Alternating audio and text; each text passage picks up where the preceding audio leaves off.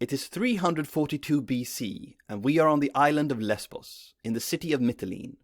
More specifically, we are in the school of Aristotle, arguably the smartest man in antiquity. He moved there to escape the political situation in Athens, where he was a student of the Academy, a school founded by his master, Plato. The school he had in Mytilene was thought to be smaller than the Academy in Athens. But this didn't matter, as he was making a lot of breakthroughs in botany and biology with his disciples. He probably taught the same subjects that he studied during his years in the Academy: mathematics, philosophy, history, warfare, geography, ethics. One afternoon, while teaching a course on geography, two strange men came to see him. They had Macedonian accents and claimed that they were sent by none other than Philip II of Macedon. They told him that Philip sent them to offer him a job as a tutor for the young Alexander. Aristotle hesitated at the beginning, but eventually accepted. He couldn't resist the temptation to be the tutor of a future Macedonian and Greek king. While tutoring Alexander, he could also get closer to Philip II. Let's not forget that at the time, Philip was almost an emperor. He not only dominated Greece, but also Macedonia and a large part of the Balkans. His pension as a royal tutor would have been huge. Aristotle packed his stuff and sailed to Pella, the capital of Macedon. The journey is likely to have taken less than a week. On his arrival in Pella, he was summoned to the throne room of Philip's palace by him and Queen Olympias, Alexander's mother. The royal couple told him that they had high expectations.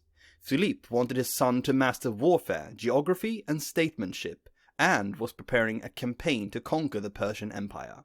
He thought he could become emperor of the known world and that his son would succeed him. That is why it was important for him that Alexander totally mastered the art of war, geography, and statesmanship.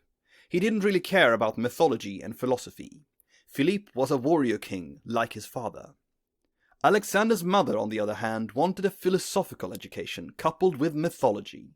She thought that Alexander was both the descendant of Achilles and Hercules, and wanted the old philosopher to instill her son with a sense of uniqueness, almost of godhood.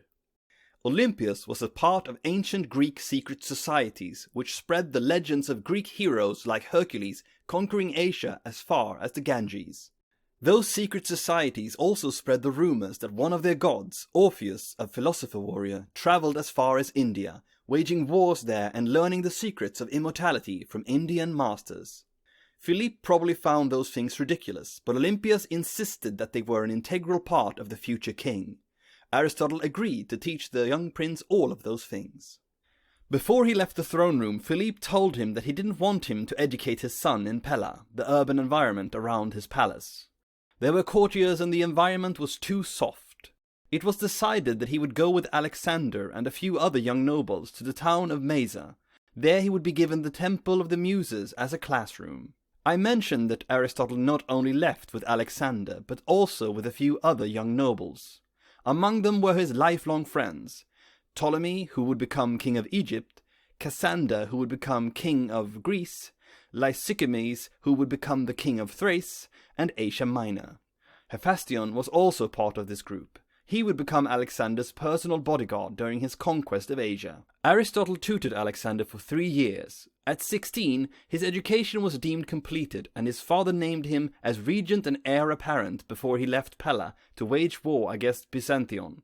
Does the name Byzantion ring a bell? Aristotle taught Alexander and his companions several things. As requested by his parents, Aristotle taught him mathematics, geography, history, mythology, and many other things. But the most consequential thing Aristotle taught Alexander and his companions was the superiority of Greek civilization over Asian civilization.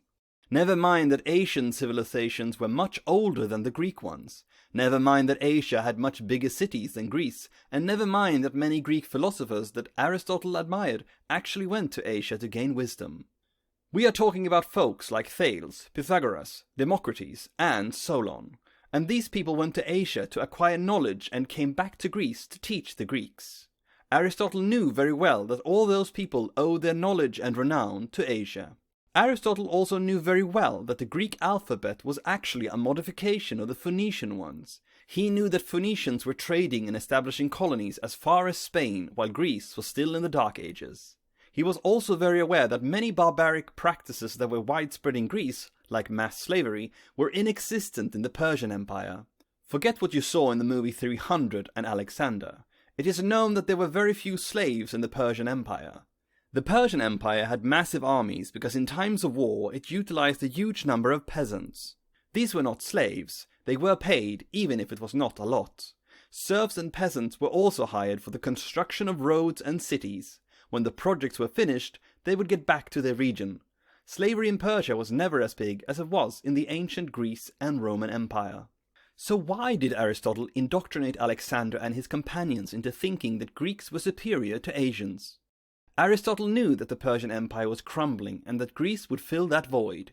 He knew that he or his father would take big parts of Asia from the Persian Empire, if not conquer the whole empire. He knew that a strong leader was required, a leader who doesn't take his subjects for equal and who would treat them harshly. Fortunately, Alexander didn't become that kind of leader. After conquering Persia, he largely adopted Persian customs and promoted many Persian nobles. The geography lessons that Aristotle taught Alexander would also be important. Many parts of the world were undiscovered at that time, and even the known parts were not totally cartographied.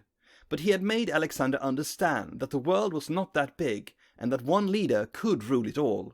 He told Alexander that Persian emperors hired Greek explorers to explore the Red Sea and the Persian Gulf, and that those seas were not that big.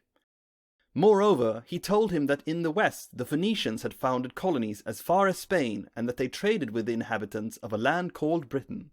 He taught young Alexander that the columns of Hercules, where the Mediterranean became the Atlantic, was far from being the end of the world.